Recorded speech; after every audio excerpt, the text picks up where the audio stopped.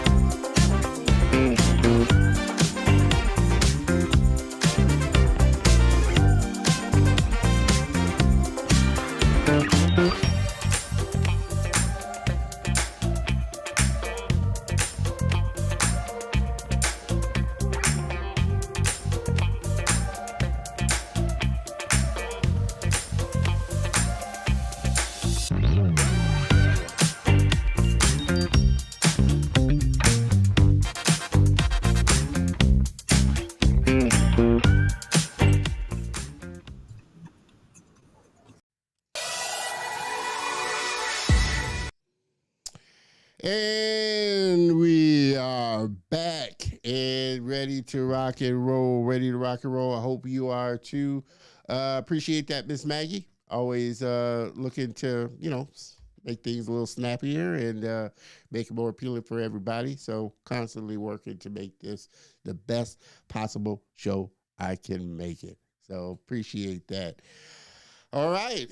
My next guest and friend, I am so looking forward to it. I'm going to keep saying this, sitting down and having a great conversation with him. He is a highly skilled 3D character artist renowned for his exceptional talent and creativity in the field of digital art. Born and raised in Nigeria, my African brother, he discovered his passion for art at a young age and devoted himself to mastering the craft of character design and visualization. With a keen eye for detail and a dedication to continuous improvement, he's honed his skills through self-study of digital through free and paid tutorials from YouTube. Throughout his career, he's worked on a wide range of projects spanning various industries, including gaming, advertising, and virtual reality. Yeah. Oh. His portfolio showcases a diverse array of characters, each brought to life with meticulous attention to anatomy, expression, and personality. His artistic style is characterized by its realism, depth, and emotive quality. He joined the industry around 2020 when he was still a web developer trying to find his path in life. When he discovered 3D, it was like he found his long-lost lover. Everybody, please help me welcome my very special guest and friend, Mr. Victor Oyibo.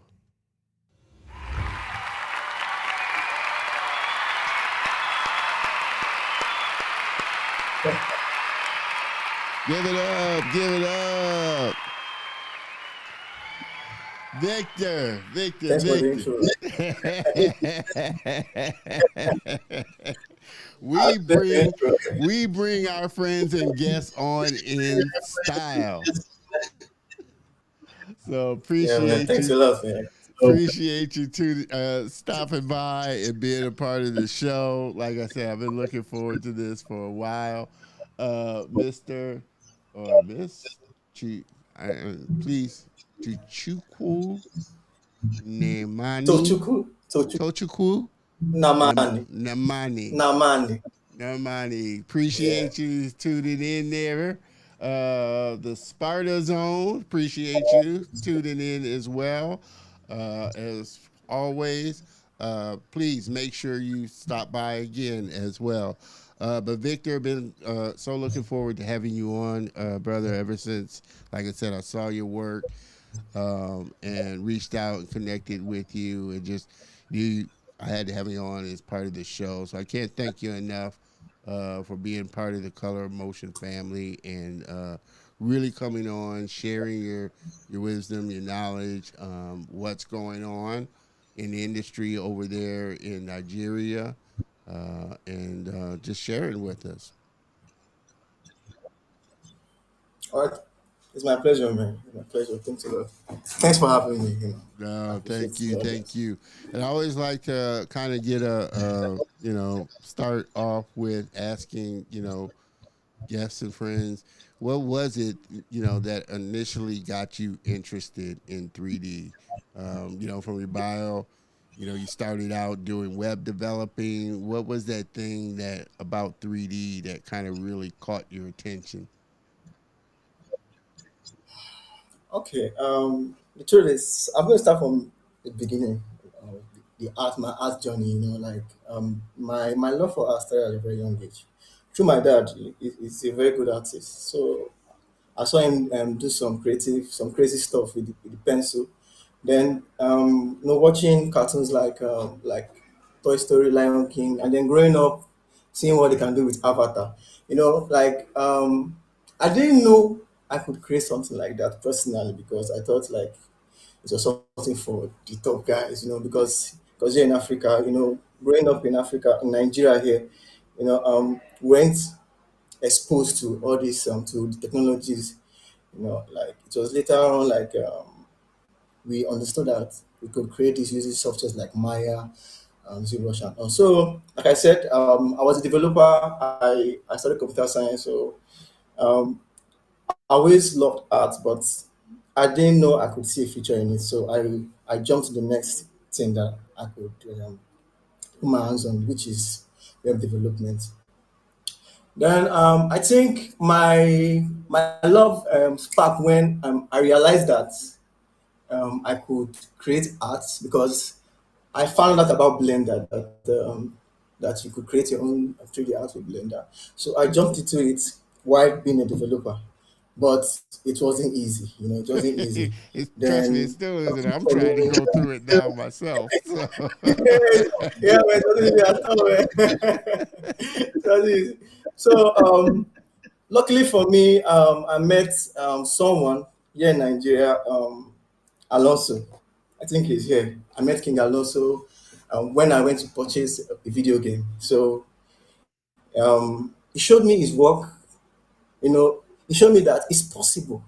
So when he showed me, he just told me this. He told me just go on YouTube and learn and get back to me. So I took that was in 2018. So 2018, 2019, I was studying 3D. Creating trash, creating what I could create with Blender. Then 2020, I called him up and I said, "Bro, see what I can do." So I I designed something like a character from on ZBrush, and it, it was through Pixologic and live. Shout out to ZBrush because the platform they have on YouTube. It helped me a lot because it exposed me to so many things. There I learned from Chanel Singh, I learned from Michael Pavlovich. I saw crazy stuff on YouTube. It drove me. So when I reached out to him, then he linked me up. He hooked me up. To his company. He has an animation studio. So I started working for him as an intern. Then I met also his partner Jesse. So two of them groomed me. They pushed me to be better. Whenever I design something that is horrible, they always tell me before I play, bro, this is horrible. This is trash. Do better, do better. Shout out to them because I think they also they are like they're part of my journey, as a 3D artist. So here I am. What I'm doing. Yeah, and you made a great point because it. I think it's a never-ending journey, and you're always working Yeah, to get better at your skill and learn because there's always new techniques, new tools, things you can learn, ways that you can model. So it's a never ending journey for an artist to hone their yeah, craft and things like that. yeah. And I believe Mr. Jesse is on. Appreciate you there, Jesse, for stopping by and supporting your brother there. Hope you enjoy the show. Also like to give a shout out. I like to shout out my viewers here. Nelson, appreciate you stopping by as well. Um, your so far your I guess education has pretty much been self taught through YouTube. Yeah, Is so have you yeah. thought about I guess maybe getting more formalized training, whether it's say some of these online schools or going to uh, a school. I know that's not always maybe feasible. In Nigeria, that's what I found. A lot of African creators that I've met, they've either they may not have a school there. They may have to go to France or some other country to kind of get more formalized training. Obviously, YouTube has opened up a lot for the self-taught person to really learn something. Of course, they're going to have to motivate themselves to really expand on that knowledge. Whereas I guess in place school or brick and mortar school, you kind of got teachers there to push you along. Is that something that you thought about, or do you feel like your self education journey is been sufficient enough so far? Yeah. I've actually thought about that. I recently, okay, now first of all, okay, now after my journey as a trader, so I've actually signed up to courses, like guys like Tom Newberry.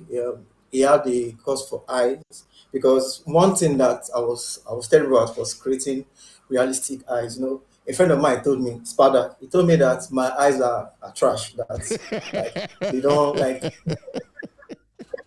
they don't they don't bring life to the character. So I had to pay for the course and actually actually study how to create like good eyes.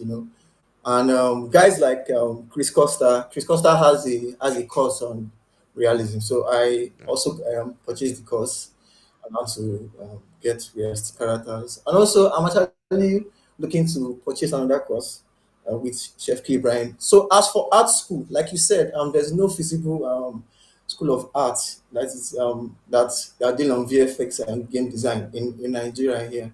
So I've actually been thinking about that, yeah. Yeah, But I would say I've not actually planned on making the move yet because I've been getting online courses. Maybe in the future I'll work on that. But for now, yeah, I'm yeah, still grinding because I know there are stuff that I won't actually get fully on these online classes. So I need to yeah. get like physical classes. Yeah. And I've always been impressed with 3D artists that can model realistic humans. Especially, and I've seen some that they model a celebrity, and we're going to show some of your artwork. modeling somebody well known that people can recognize, and it just looks so real.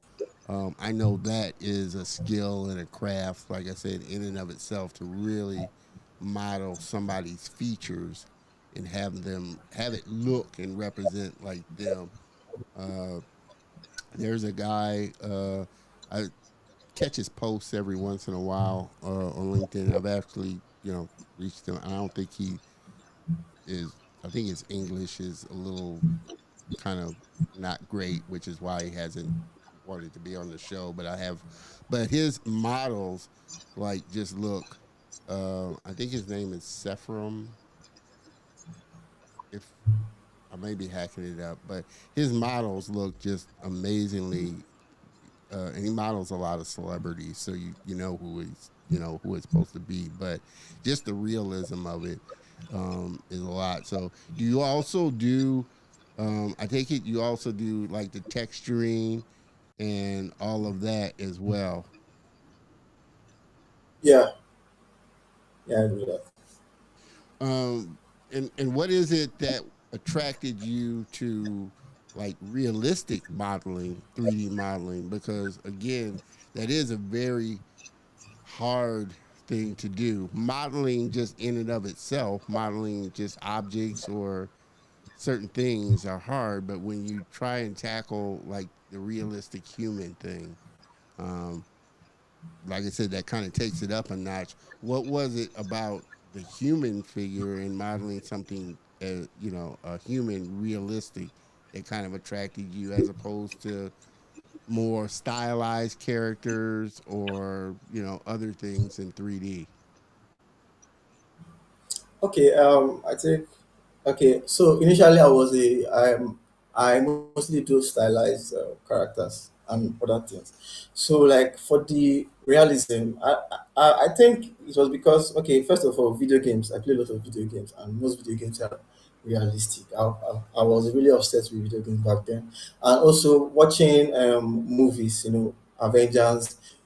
When I realized that they created digi doubles for most of those characters, and also watching Avatar. When I watched Avatar 2009, the first Avatar I was mad. I was like, how was this? These guys are crazy. Like how did they do it? That is my. I think it's more of curiosity because I wanted to like try it out, and you know guys were saying it's hard.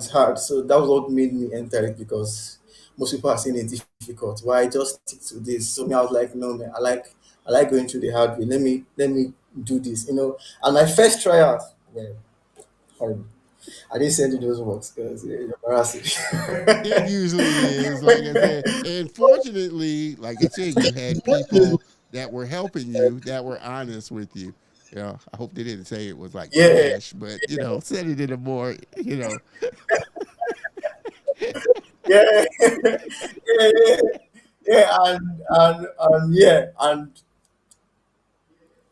like I was so lucky because as I was uploading those works, I would send them to my friends, and I love honesty. I don't like hearing, bro, it's nice, it's looking nice, it's sharp. It won't help me. Like sometimes my friends be like, it's nice. I'm like, bro, just tell me the truth. Is it okay or not? They're like, bro, it's this not gonna help is, me, you man. know, I need you to be honest. yeah, yeah, exactly, exactly. Friends like Tochukwu, friends like Jesse, Alonso, Spada, Nelson, those guys they'll sit me down, break like and tell me, bro, this is that, and it actually helped me, to become better. Like my circle, they are beautiful guys, so they also assisted, making me better artist than I am today.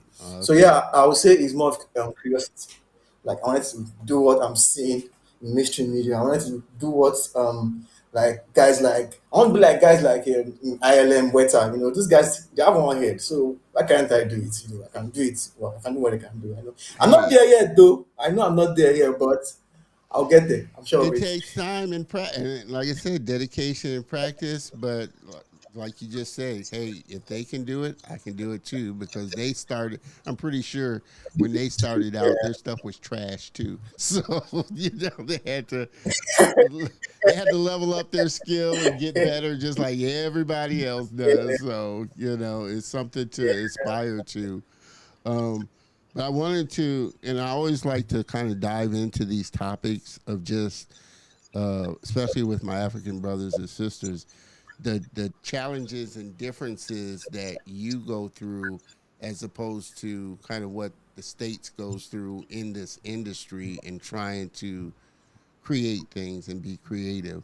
Like you said, there aren't a lot of schools there, locally where you can, that are teaching animation or this. And the industry over there, I know, is growing, especially with all the studios and over here partnering with companies and bringing out, like I said, Kazazi Moto and some of the other Iwaju and some of the other African stories and creators.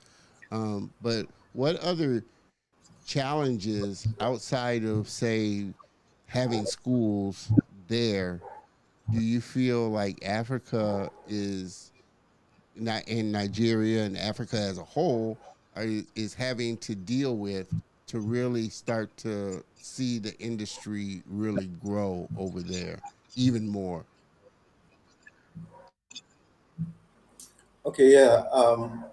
About that, yeah. So like I do believe like Africa as a whole, it's not. I believe the whole VFX and 3D and all visual effects parts of is not yet fully recognized because okay, let me give you a typical example. Last month I was with my I was with my guy. We're coming from the gym. We hooped together. So he asked me what I like do for work. So I showed him my work.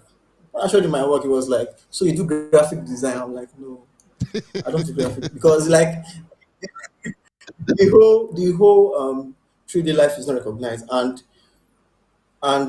as it's not recognized, whenever like they need your service, they do undercharge you. Actually, let's say someone wants to do like an ad for maybe a product, the kind of the money they call is quite low because they don't see the hard work in it, they don't see the process we go through, and they don't actually cherish the work. So I believe unlike the states, because I see okay another part again, like in the states we have like companies like I said ILM, we have like Weta, we have Frame Store. Here in Africa, I think it's just recently that game studios are becoming like a thing, and animation studios. I can count the animation studios we have in Nigeria here, and I can count the game studios we have here, unlike VFX studios, which we have none. People don't see the future. Unlike fintech. If you come down to Africa, fintech is everywhere. Everybody see fintech as the future. Everybody see mobile app. It's just recently that, and I was so happy when I saw it, that Disney collaborated with the Nigerian company to create Iwaju, and it blew my mind.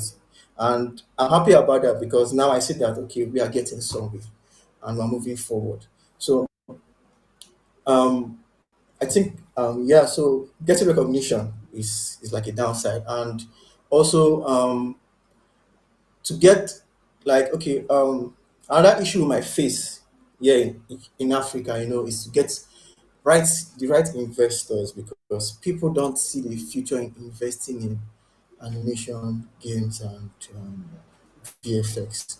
So that's the problem. If you watch, I don't want to insult my country. I don't want to insult my country.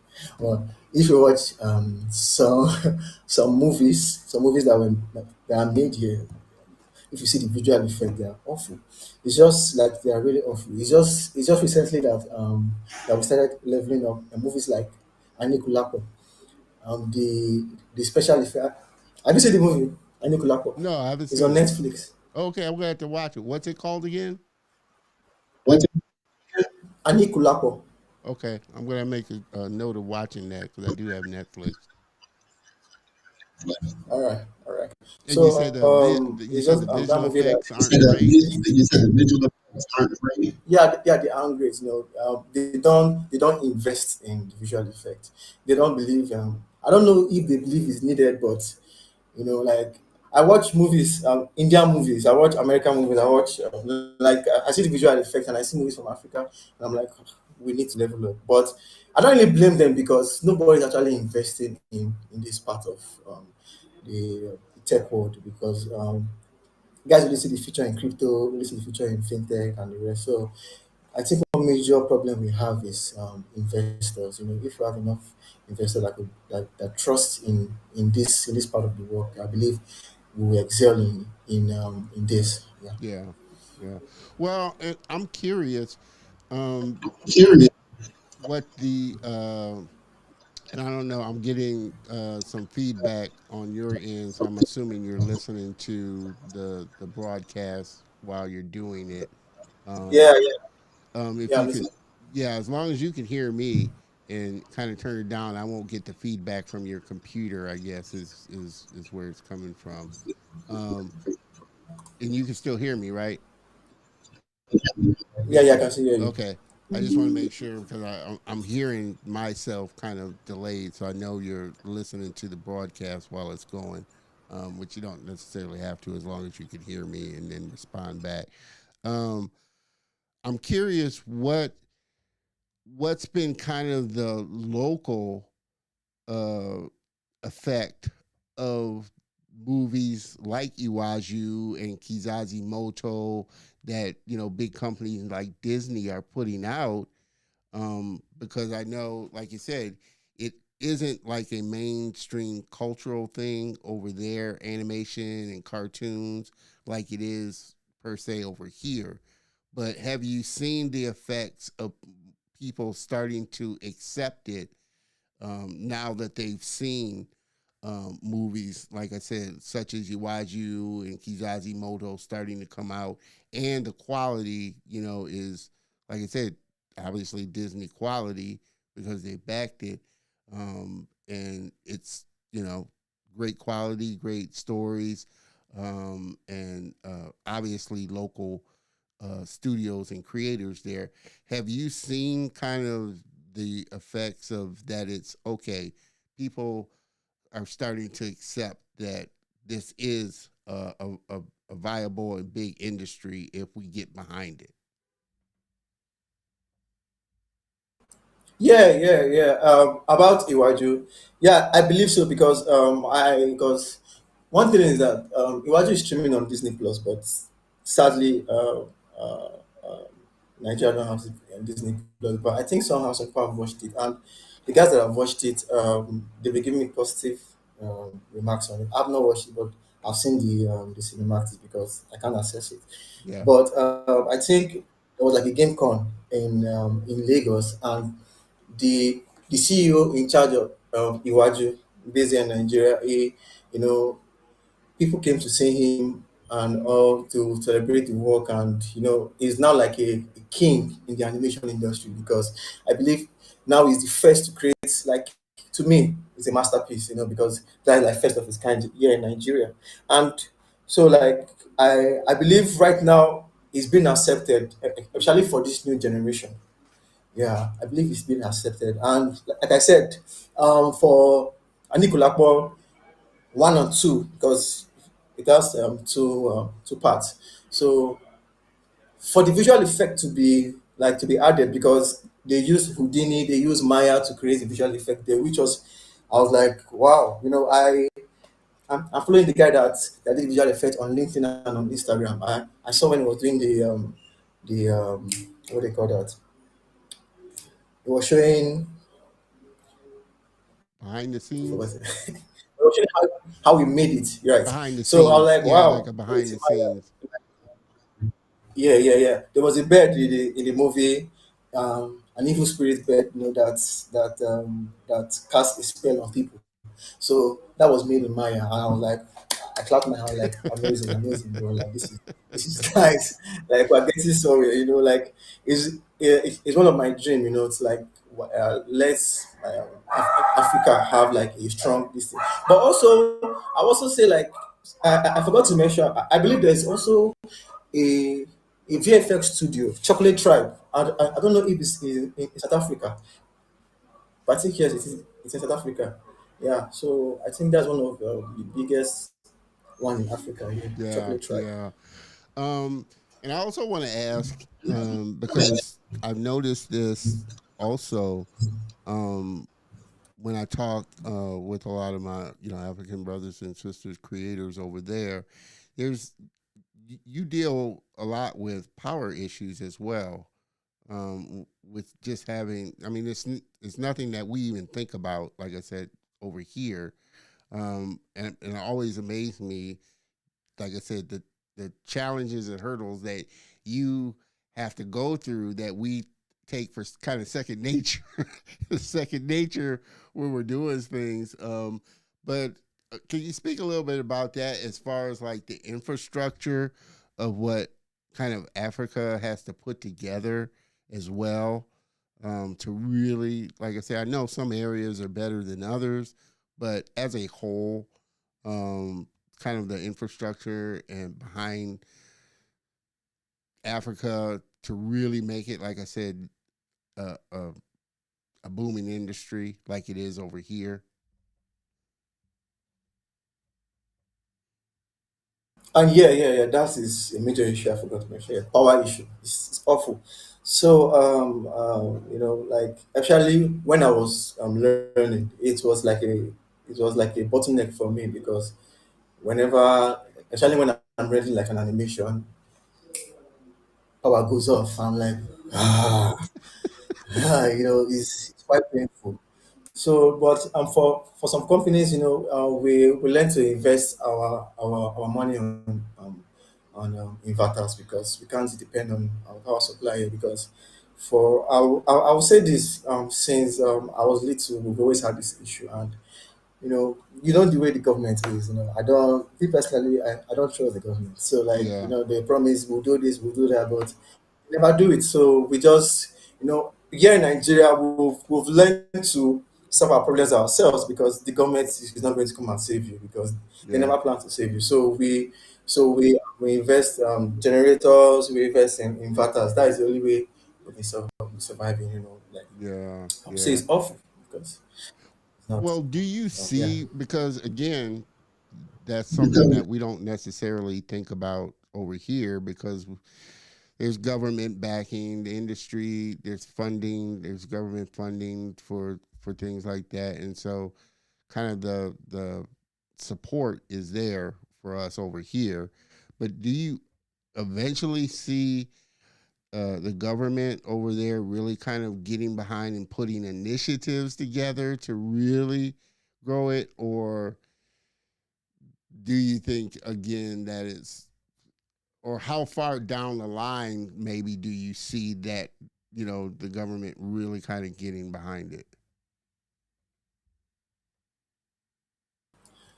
Yeah, I try when it comes to government. I try not to be optimistic. I try not to hope. But I will say this. I will say this. I will say this. So far, there's just been one governor in one state in the eastern part of Nigeria, Abia State. I think he has been the only one that's been able to conquer that. And I will say this with full chest and pride in me that the state is governing. They do have 24 hours power supply, and I would say he has set a benchmark for other governors to follow. But I would say this: don't intend on backing or hoping on any government officials, to make the Yeah, move, because like I said, since I was little, you know, I've seen different presidents come and go, different governors. I grew up in Lagos. Now I'm in Enugu State, and there's no difference. But I would say, let me be optimistic. I would say maybe maybe they'll try because I believe, like I said, this governor, they have set a benchmark for them, and I believe it would be an insult if Abia State will be the only state that have stable power supply, and other states, especially Lagos State, the whole center of Nigeria, don't have stable power supply like Abia State. So yeah. Yeah, man. Yeah, awesome, awesome. Um, for those just jumping in, we're just getting into a great conversation with my friend Victor Oyibo, 3D artist over in Nigeria. Uh, Mr. Could be a miss for all I know. GP, appreciate you stopping by and tuning in. Ned, uh, appreciate you tuning in and stopping by. Please make sure that you continue to come by the show. Uh, Oyibo, Cosmos, appreciate you. And I noticed that uh, I, I'm going to take a wild guess. They're related. You're related to Oyibo Yeah, Cosmos? that's my dad. Okay. That's my dad. That's Oh man, oh man! But appreciate you, Dad, for supporting your son and tuning in there. Mr. DeMille, question for you: what do you enjoy most about living in the motherland? I mean, you're born there, so what is it that you enjoy? What is it that you enjoy well, living there? well, I'll say, well, as the culture, I don't know, I love my country. I enjoy staying here. It's the culture, um, the whole drive, the whole passion we have. Um, I don't know how to put it, man, but I'll just say, like, I enjoy it so much that even when I got the opportunity to to travel out, I Yeah, declined it. I was like, no, I love my country. Let me just stay here, see how things. Because that's how much I love my country. Things might not be going well right now, but I still believe things will be better. So I'm yeah. very optimistic on that. So yeah. Well, when it comes to, because you have watched, American animation and cartoons, what do you kind of think about, our style over here and what would be obviously maybe palatable there? Obviously, I think a lot of, I'm pretty sure, like you said, you kind of grew up on Disney and some of the other, big animation studios here, cartoons going, and that's kind of probably what you've grown up on. But when it comes to your your thoughts and opinion on the industry over there versus over here. What kind of comes to mind, when you think of, American style animation? Because like I said, it does change up over here. Even anime to a certain degree is totally different over in Asia, China and Asia than it is over here. We kind of say we westernize it to make it more palatable, but I'm always curious of how people outside this country see the things that they watch and view from this country over here. Okay, yeah. So, if I get your question right, so like the way you said anime is strictly they use their culture, talk about their culture, Japanese style. Same with the American animations. So I would say for Africa, I believe one thing that will push our market more is if we talk about ourselves. If we try to create American style of animation, like American stories, it's on. I don't believe it's going to push because we see American styles every day. And that's why I love what Iwaju did. They made sure that it was about Lagos State. This is like a modernized Lagos in the far future. Yeah. So like yeah, I believe if you go through that part, like it's also I'm going to also make reference to where I've worked, with Jesse and also in the animation. We're working on the quick animation, strictly on Africa. Whenever we like write a storyline, It's Africa, Africa, Africa. Let's try and tell our story. Also, with the game company I work in, Quiver Games. Shout out to my CEO, is right here, GP. You know, so GP. our stories are strictly Africa. We, because people, we've learned about the Greek mythology, we've learned about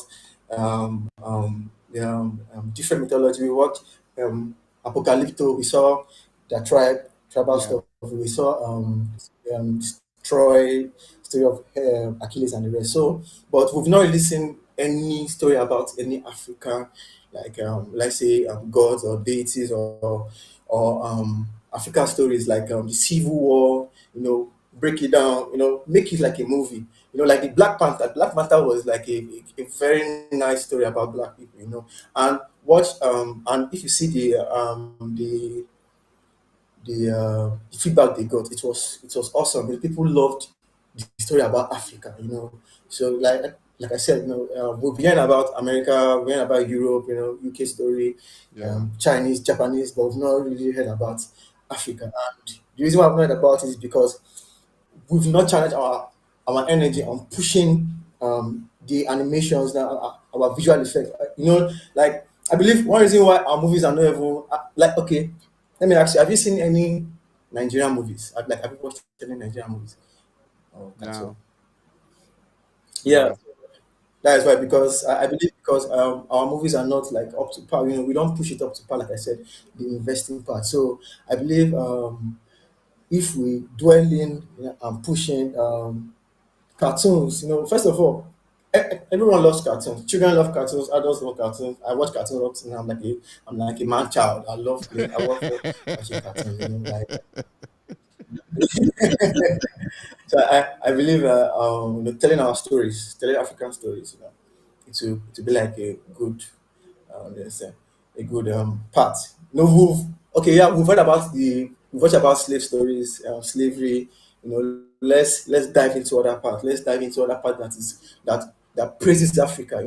Let's talk. It's not about suffering. We've suffered. Let's talk about the good part of Africa. Yeah. What makes us Africa. Why did the white people come here to take our stuff? Because we are blessed. Yeah. Regardless of anything, man, we are blessed. So yeah. So, well, I think like you made a point of so many people, and we get it here too. I mean, as far as or we're used to, it's gotten a lot better. But it used to be a certain narrative. Of course, like I said, it was either slavery or it was either you know drugs or thuggery or something like that. But there's so much more, and there's so many more diverse stories within that diaspora of everyday life and the things that we go through, type of thing. I am curious though. Um, one, when you saw Black Panther, do you think it would have been? What do you think would have been different had, say, somebody, actually from Africa created the movie and directed it and did it? And were there, because I've heard, you know, um, from my other African brothers and sisters, the little things that they picked out from the movie that weren't exactly kind of, I guess, true to life type of thing that we probably wouldn't have noticed. But were there things that when you saw Black Panther that could have been different, were done really well, um, done not so well, or that you thought was, not really okay? That's not really, right type of thing. Cause like I said, I've heard different things from different creators, and I think that's the thing. Um, well, the main thing was kind of the dialect that some of the actors spoke was kind of the kind of the main thing, and that's the thing. Over Yes. here, we kind of generalize how Africans sound, the dialect.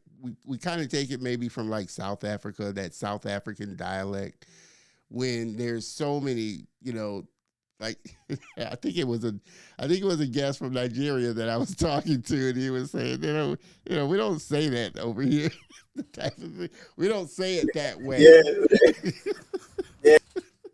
And I don't think that's We don't, something you that know, we necessarily get here to a big degree. That Africa has such so many different languages and dialects within that continent. And it's not just one way of speaking that everybody over there in Africa speaks that way or sounds that way.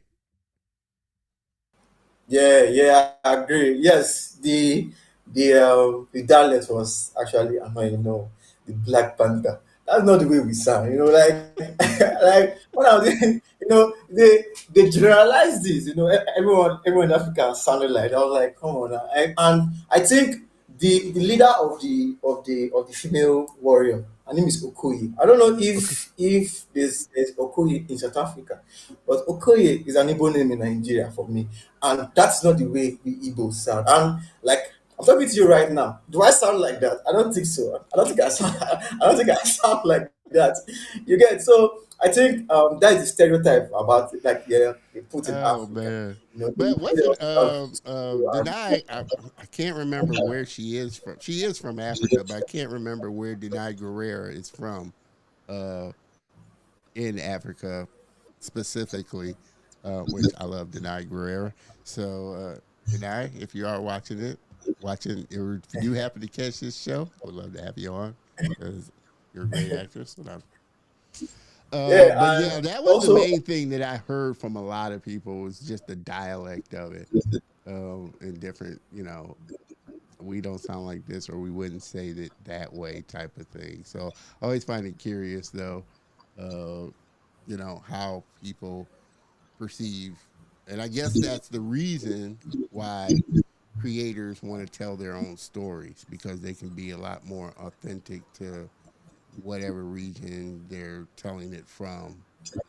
Like you were yeah, saying about Iwaju, I've heard that about Iwaju. I haven't seen it myself, but I have heard like people from Nigeria saying, "Yes, this is how Nigerians talk, and this is kind of the way we act," and they they got it, and it was they could feel that, hey, perfect. this is authentic to how we are. So Yeah, I think that's, like I said, a great reason why creators need to start telling their own stories. And is that something that you can kind of appreciate more in this time because we do have all these tools, like you were saying, Blender. Um, you know, there's a lot of great tools out there now that will allow creators to create and tell their own stories where they're not, like I said, Maya's great, ZBrush is great software, but not everybody can afford to drop the money on a subscription for that, to create and tell their stories. yeah. It's quite great because now everybody like I got a call from someone or from a senior guy. So he called me up. He was like he wants to work on a game, and the game is actually is centered on the story of the Igbos, during the Civil War, and that really caught me. I was really excited for the project. So we jumped on the project, started grinding, started working on it. So, but it had to be paused because of, like I said, finance. But that is like to show you, like, and that to show you that we are like, okay, we've played Call of Duty, we've played World at War, talking about the World War. We've played so many games. We've played American stories. We've played different stories. So now I believe it's time for the world to play our stories, so to watch our movies, learn about Africa, the Africans that, I heard some Americans think like that we are living in the forest, they're not really that Yeah, that's Africa another is. thing too. Tarzan and all those kind of movies didn't really Yeah, help. yeah, you didn't have, you get that, you didn't have. So like now, if we tell our stories, I believe it will help a lot, and guys are ready to do that. If you go on LinkedIn, check most African creators. They are strictly on telling stories of Africa. There's a movie, I've forgotten the movie, a short film done by a small team. It was a story about Shango, the god of thunder. You know the Clash of Titans talked about Zeus, talked about Hades, Kronos, Yeah, and the rest. So this is talking about Shango, um, the Yoruba god. So it's a good avenue. It's a mythology, but it's a good story. For us to learn about Africa. So yeah, I believe yes, it's an awesome point. Getting access to these softwares, Blender, ZBrush, my Unreal Engine. It has yeah, created a very very large community, and it has helped a lot of people because people have the passion for creating. Um, so recently that I realized that there are so many Nigerians that are actually 3D artists. I didn't know were this much. That to show you that gaining access to softwares like this, it really helped a lot. And I believe in nearest future, will be on the map. In the visual effect, in the animation, all yeah. this in the game industry. Yeah, Yeah. Well, like I said, I've always felt like the industry is really growing over there, and really started yeah, and kind of like on the brink of really just exploding. Where, like I said, creators are able to tell their stories, and that's why I say and think that this time is such a great time because you got all this great software that's more readily available. You got all these channels such as YouTube, Instagram, Facebook to post your own stuff and get your own ideas out there, as well as learn like YouTube University, and really learn things. If you're really passionate about your project and want to get it off the ground, there's Kickstarter and all these other places to fund it, and get people behind it. So, I as hard as the industry is at this time, I still think it's a great time for creators. Um, I think they now need to look inward as far as doing their own things, and that which leads me to my next question over here. The industry's kind of going through a little rough patch. It's hard to find jobs, whether it's in gaming, whether it's in animation, or this and that. Studios are really cutting back on some of the productions that they're doing, letting a lot of layoffs, things like that. Are you feeling the effects over there? Um, as much or if at all. I mean, I know some of the bigger studios are probably working with studios over here, so they may feel it. But as a just a content creator, a 3D artist, um, trying to get work and trying to get projects in, do you kind of feel it over there as much as artists over here are starting to feel it? yeah. I feel it. I won't say I'm feeling like the way your guys are feeling it because Yeah, I chat with some of the creators there. Some guys that work with them, ILM and the rest, and it's been tough. But I won't say yeah, we are feeling it here, but yes, we are actually feeling that here. Last year there was a lot of layoffs in the Nigerian market, in every sector, both in the fintech, in the gaming industry, because I don't know, it's been hard, but but we try to push it, yeah. yeah, yeah. And again, everybody just tuning in. We're having a fun conversation with my man Victor here. And we're going to take a quick look right now at some of Victor's work before we dive back into some conversation. So, just want to show you of some of the work that he's been working on and doing. And like I said, human getting human expressions, getting human skin, just the reflections and everything. Just human 3D modeling is very hard, especially like I said, when you're going for that ultra realism. That's kind of always been the thing when 3D first came out. So that's a great model. I love that model. But that was always kind of the thing when 3D first came out, they avoided humans because it was very hard to start Yeah. modeling, and they didn't look realistic and things like that. And now it's gotten to the point where, you know, movie companies are doing replacements of actors that, with 3D models and things like that, with 3D scanning. It's just so much better, to where they now are starting to look human. But when you get down to the actual work of it, and I've known some 3D modelers that, like I said, their thing is, ultra realistic 3D modeling of a human. Very hard to do. So here's some of the work. So what is your process when you kind of sit down to start modeling? Do you immediately jump into ZBrush and just kind of start sculpting?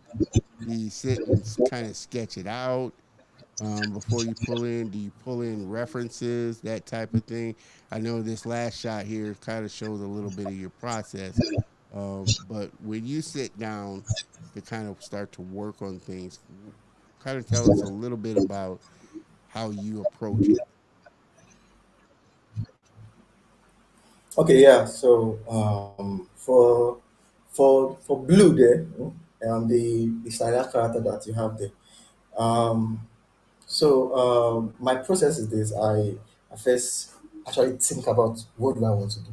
It's always is a great teaser. So I think about what do I want to do, what pose do I want, what kind of lighting do I want.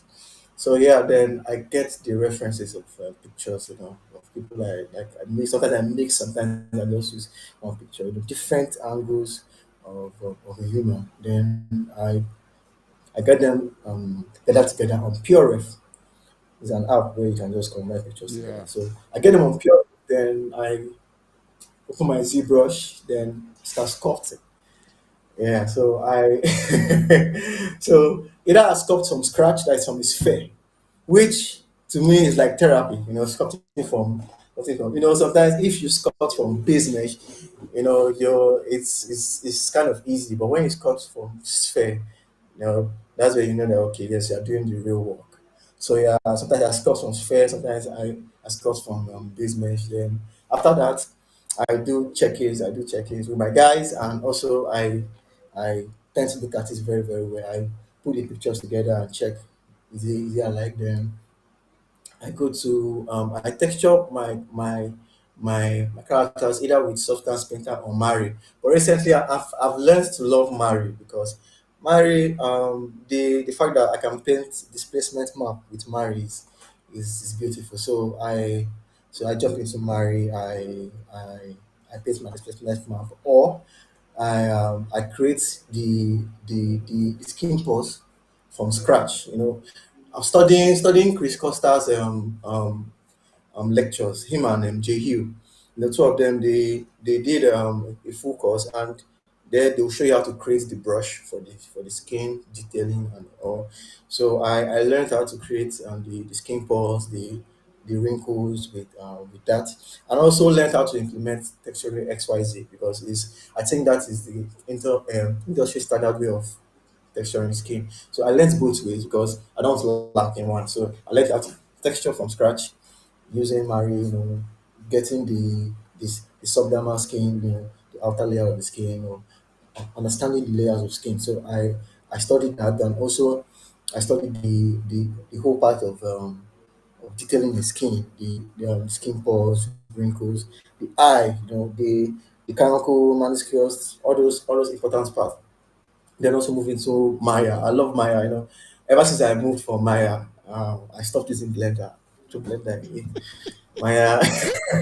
I'll admit you I haven't dove into Maya yet, and like I said, I'm still working through Blender, but I'm not trying to be, like I said, I guess a ultra.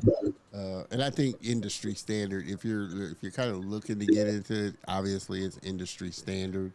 Um, Maybe if I had a copy of it, I might delve into it. I know a lot of people love Maya.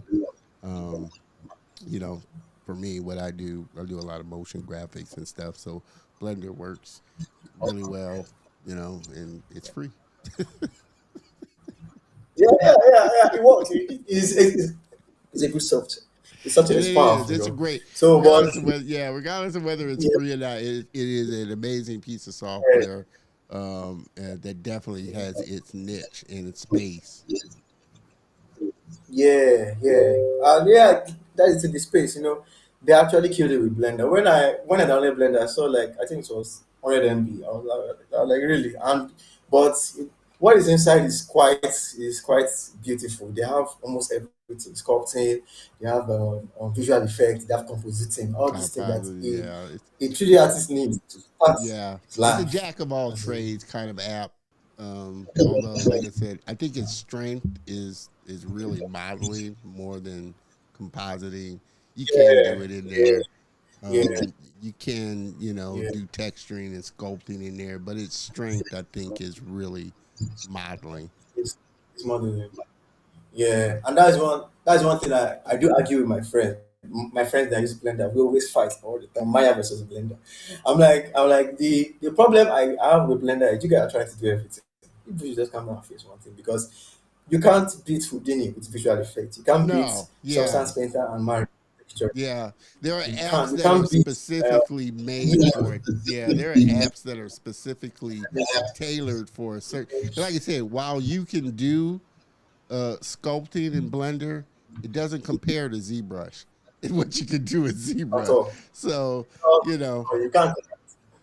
I think if you're, Yeah, yeah, it's a yeah. great starter app. And if, like I said, you get into Blender, hey, I like sculpting and stuff like that, your next Yeah. probable step would be to get ZBrush because that's a tool that's made specifically for sculpting and it's industry Yes, standard, you know. exactly. Yeah, yeah, and also there's Nuke for compositing. So Yeah, yeah, so Blender, yeah. So I believe no matter how they try, I don't think I I feel they should just focus on their powerhouse, their modeling powerhouse. But I can't say anything before I get attacked. I don't want to get attacked by Blender guys. So let me shut my mouth about yeah, we're that. gonna have to put up on you. Say, wait a minute now, you're talking about. Yeah, let me just my mind about that. So as I was saying, so for Maya, and then I start doing my shading. Look dev is one thing that I took my time to learn. One person that pushed me to actually study look dev well was Jesse. So Jesse pushed me to learn look dev, learn lighting. So I focused managing on look dev for a certain time. I got Chef Keith Ibrahim's course on look dev. That guy is amazing. I think it's one you're talking about the guy. He does celebrities. He did Yeah, Jack Black. yeah. He also did Jack Jackie Chan. Black. He just did Jack Black. Yeah, that guy. Yeah, I yeah, I yeah. was I've been watching his posts on that, and I'm like, dude, this is just some insane. And I think, like I said, I asked him to be on the show, and I think, like I said, it's because maybe his English isn't great, but he kind of turned me down. So I just said, okay, well, when you're ready, I'd love to get you on the show because your modeling is just insane. Insane, man. It's insane. Like the guy is, and he's a pretty cool guy because I believe like one time I had an issue. I sent him a message on Instagram, and he replied me. He gave me some tips to follow. That's one thing I love about these guys. So I started this course, and it was mind blowing. So I started implementing it in my works. And then if I want to rig the character, I rig. Kudos to shout out to like Alonso. He's one that guided me on rigging my characters. So and like if I have an issue with the rigging, I will hit him up, bro. This. He shows me the way. Looks like it's a machine when it comes to technical part of 3D. Is a demon with Houdini rigging part of Maya. It's awesome. Like so, yeah. So that is my workflow. Then I render with Arnold. I believe, yeah. Arnold is my Yeah. rendering machine. Yeah, for that. Yeah. I think that's the beauty of this industry. Most people are really good about helping you and kind of giving you Yeah. advice and tips. if you're honestly seeking to get better at your skill, most creators and artists, like I said, have no problem with, like I said, reaching back out and saying, hey, maybe you should think about doing this or trying that, and just helping you to get your skill level better as well. That's why I love the industry, because we're such, like I said, we're all looking out for really each other, and things like that. Yeah, And I have to ask, because obviously this is kind of the big thing now, with what's going on with AI and how it's creeping into different areas. So I always like to ask, and I've met people on both sides of the fence, um, what their thoughts are on it and everything like that. Kind of what are your thoughts on it, and has it kind of crept or started to creep within your kind of space and what you're doing, and what are the overall feelings of your friends and creators over there? What do they think about AI and how they're dealing with? Because it's a genie that's not going back in the bottle. So you know, how are you dealing with AI and its impact on the industry? okay. Yeah. So for my research and or one thing I would say is 3D artists hate AI. Most readers have said they hate AI, but I believe AI, like you said, is here to stay. And one thing I don't like about most guys, okay, yeah, one thing I will accept about AI is the ability to, like, maybe let's say you create a work and you're trying to get something like close to perfect. I believe that is the point to involve AI. But where you want to use AI to create everything from scratch, I don't think that would be appreciated mostly by artists. Yeah, because I think I was watching a video some months ago. This studio, I've forgotten. It's a Japanese anime studio. Forgotten the man's name. So his team came up with the idea of using AI to create the their artwork. The man is an old man, so he's an OG artist. So he was disgusted by the idea. He was like, "You guys don't know what you're doing," because he said the beauty of a human creating his art is is that uncertainty. AI is too perfect, but human, like, we can't be too perfect. Like, we try our best to be perfect, but we can't be close to perfect. So that is the beauty about we humans, we're creating our art by ourselves. So, but let me give a reference to this movie, The Mandalorian. Yes. The part they brought Skywalker to pick up Baby Yoda. Yes. I made my research on it. I saw that they used they used Deep fake, deep wasn't it? is it deep fake Deep deep fake. fake Yeah. and yeah, deep fake, yeah, and anti-aging. That is the AI tool they use to create that particular, like, to create him, that is Luke Skywalker, because they said he wasn't in the studio. I think he wasn't in the studio, yeah. So they used someone to act that, or was it there? I can't really remember. So yeah, I think AI, if used for the good reason, is a good tool. But if you're trying to create a full movie, I saw a short film created by by AI. It was nice, but I didn't appreciate it because, come on, guys, some guys sit down in the studio for months, creating crazy stuff. I watched Godzilla minus one recently. I'm like, bro, these guys are awesome. Like, they're crazy. And I watched the creator. The visual effect in those movies, makes me like want to be better. Then when you now see someone creating stuff from AI, you're like, come on, man, what are you doing? Stop that from scratch. Like, Well, they I think they call most. themselves AI artists, not Yeah. even artists. Well, It I just comes to mean, piece. yeah, they have to call themselves an AI artist. They couldn't exactly call themselves an artist per se, because they didn't go Yeah, through the training. And I think that's yeah. what gets a creator, is that Oh, yeah. oh, Just power. his power went out, Minutes. which kind of illustrates the challenges. that, that you have to go through over there. We can hear you. We can slightly see you. Hopefully the power will kick back on. At least it didn't completely go out where you fell out of the broadcast. But I think that's the challenge that most creators have with AI. Please hold on. Yeah, I'm trying to get the power. Yeah, this is one Okay. thing we face here in Nigeria. I'm going to Power switch to my outage. full scene here while they get this power on. But I think that's why, you know, most creators have an issue. They know it's a tool. And I think as creators, we know it's a tool that can be used. I think it's those ones that aren't creators uh, per se, traditional artists, traditional creators that just use AI to create something and then call themselves an artist when it took an artist years and lots of hours and lots of money to learn their skill and their craft. So that's I think the big plus the copyright issues and things along those lines. But I think that's the issue with most. Um, we're gonna jump back over here. I think he's back in effect.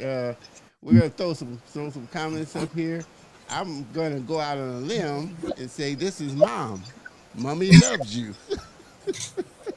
Oyi Oyibo Oh Kaibo, yeah, mommy loves you. I'm gonna go out on a limb and say that's your mother. yeah. Shout out to my mom. I love you too, mom. Oh man.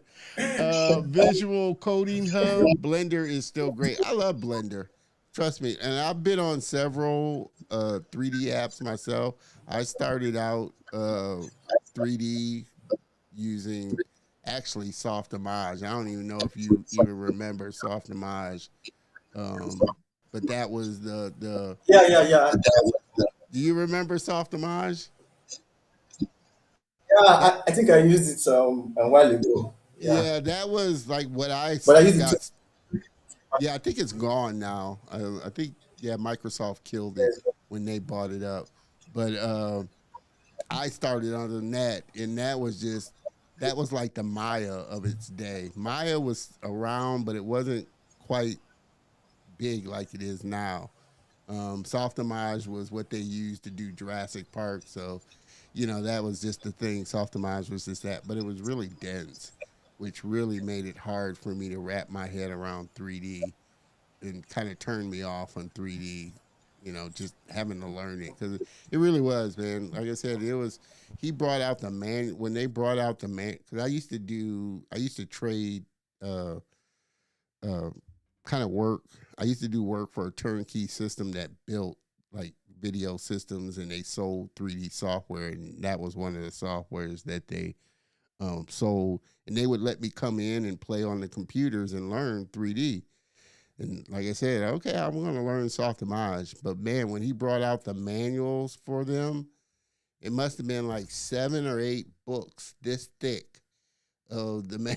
It was more. It was Softimage was a developer's app. It wasn't a creator's. It was an app that was really developed for developers and coders, and you really had to have a kind of a cerebral mind. It wasn't like you know, like tools of the day My now are kind of created by creators. So creators can kind of wrap their head around it. And then they started selling Lightwave. I don't know if you remember Lightwave, but a lot of the TV shows no, like Babylon 5, a lot of the sci fi TV shows were Lightwave was used on them, like Sequest and Babylon 5 and some of the other ones because it was really fast and because their production times were really short. So they needed a really nimble and fast software, and Lightwave was really good at that. And it was a simple, well, it wasn't simple. Obviously, you could do some amazing stuff with it, but the interface was really simple, didn't have a lot of stuff on it. And when they started selling that, that's when it kind of clicked for me, 3D, and became really fun for me to kind of dive in because it was a tool that was created by artists for artists. so they kind of got it. And then I moved to Moto. I love Moto. I don't use it as much now, and I still Yeah, have copies of Moto. It's a great software. It's a great piece of software. yeah. But again, every tool has its function. You may be able to do things in it, like animate, but obviously Maya has more tools for animation because it's, you know, just like you may be able to sculpt It's in for Moto. I could sculpt in Moto, but the it's ZBrush. not Yeah. ZBrush. So I understand tools are tools and are made for a specific kind of function, and that's how I kind of look at like AI. It's a tool, so you have to kind of figure out how to use it to your advantage. Now, are there some unsavory things about the tool? Yeah, but then every tool, there's always going to be somebody that uses it the wrong way or uses it, badly.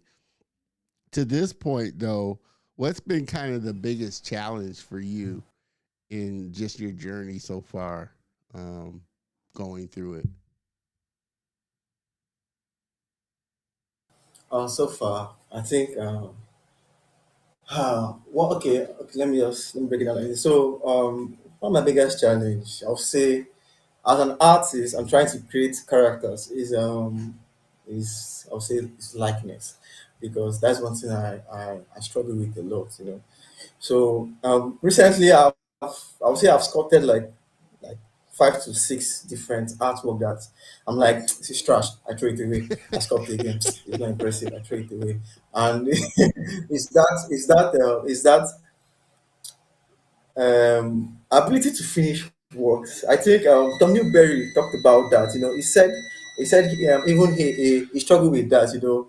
When he was creating one demon-like character, he said he reached a point. He was like, I don't like this. It was his girlfriend that told him, "Come on, bro, this is nice." So he had to finish it. So for me, I'm like, I will start a sculpt. I'll be like, this is not good enough. So I'll dump it. I'll start afresh. I think, yes, that's more struggle for me, and I'll say likeness, and yeah, one thing again is getting um, lectures, because there is some things you need to learn. Things like, I've been meaning to get into compositing with Nuke, because I believe Nuke is the main software they use for compositing. But it's not easy to get, and it's a paid software. Unlike Mari has a free version we can use. It has its limitations though, but yeah, it's good enough. You can create nice stuff with it.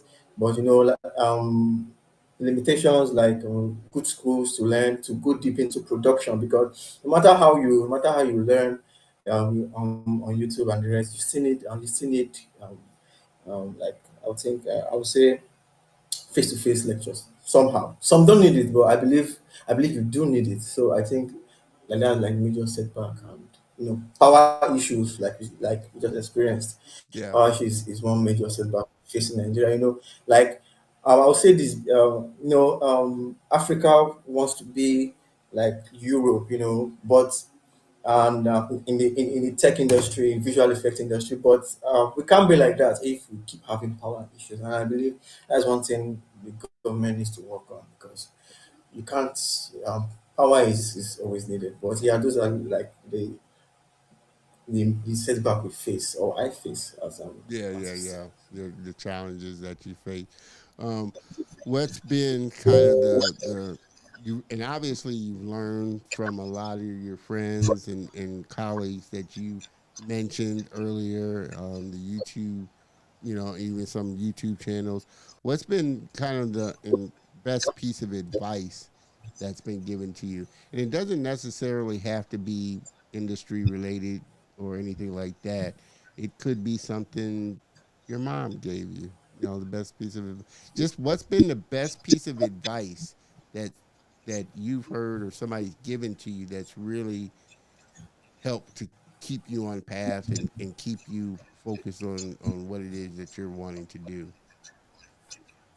Okay, so I would say advice and for my dad. My dad is someone that like my mom. They're both involved in my life, and is I would say is like my hero. Growing up with him. So I would say starting out it wasn't easy. He called me and told me, bro, it's not going to be easy, oh, but it's not going to be easy. He always remind me that if you expect that you just like get this and get this and things start flowing well for you. It's not going to work out that way. We have to go through phase of life. Like go through steps in life and see things the way they are. Yeah. So like I would say. Growing up, my father was a life lesson, starting from scratch, going up, then going down again, then going up, then seeing him push through regardless of every situation he faced in life.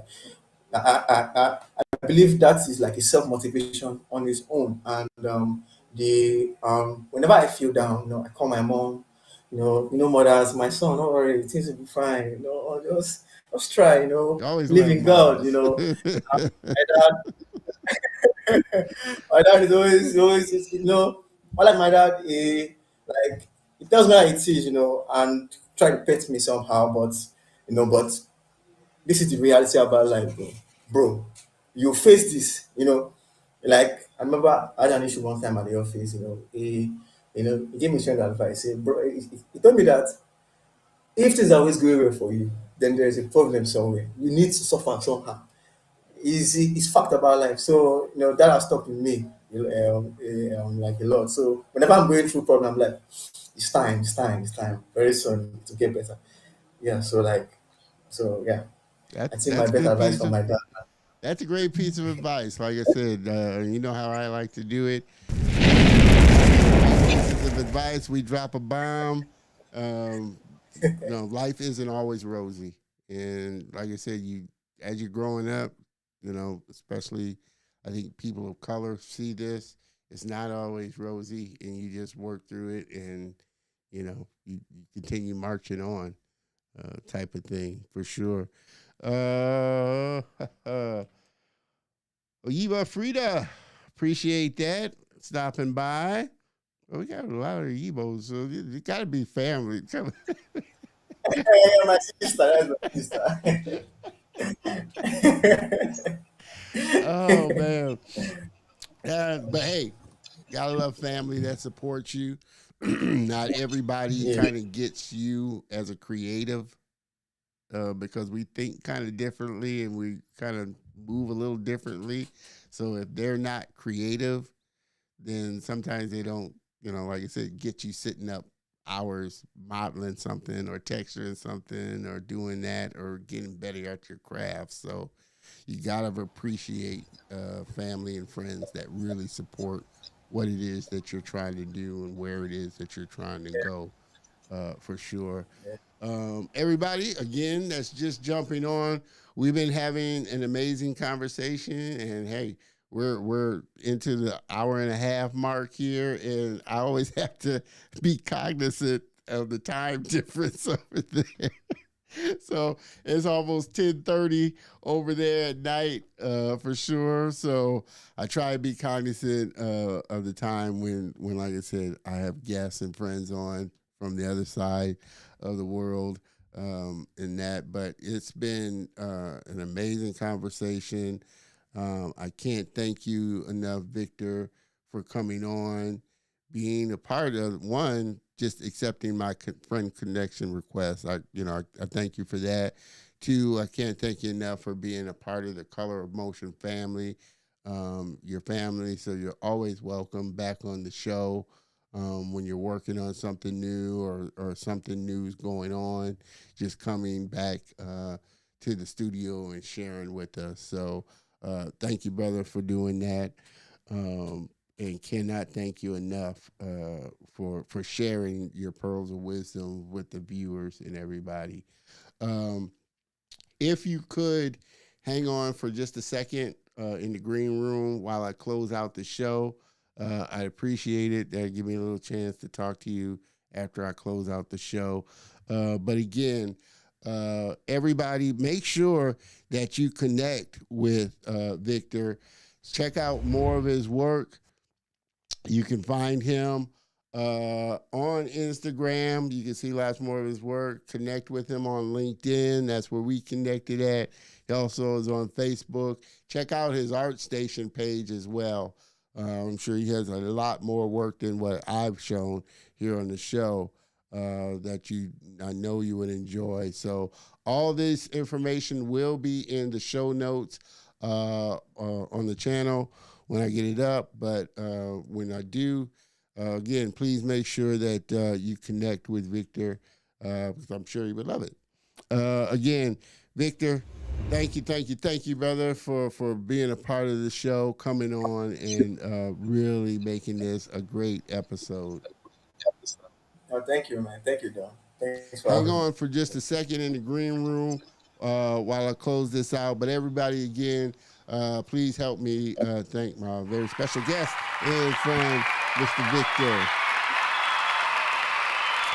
Hang out for a second there, Victor, while I close this puppy out. Guys, gals, this has been a fun episode for sure. And I always like to I always thank you for giving me a little bit of time because you don't have to, and you don't have to stop by. But can't thank you enough for doing that. Thank you, all my new African brothers and sisters, for stopping by and joining in. Please make sure that you continue to do so because my goal, like I said, is to support and highlight creators of color and diverse backgrounds that are really not just here in the States, but all over this world that are doing some amazing work and working on some amazing projects. So I cannot do that without my guests and friends coming on, and I definitely cannot do it without you, the viewers, supporting this show. So thank you for always tuning in. Thank you for catching any replays. And just thank you for making this such a fun thing for me to do each and every week. And like I said, next week is going to be no exception. It is going to be our last episode before we take a short hiatus break again. Boy, it come around so quick. But you definitely are not going to want to miss out on that. Closing us out for season 4, quarter 2, Miss Grace Ling, content creator and founder of Design Buddies. She's going to be on sharing her journey and her work as well. And I definitely don't want you to miss out on any of that. So with that, man, it's been a great show. Cannot thank you enough for sticking with me, all through these 150 odd so episodes. What can I say? You make it fun for me. With that, we're going to close this out.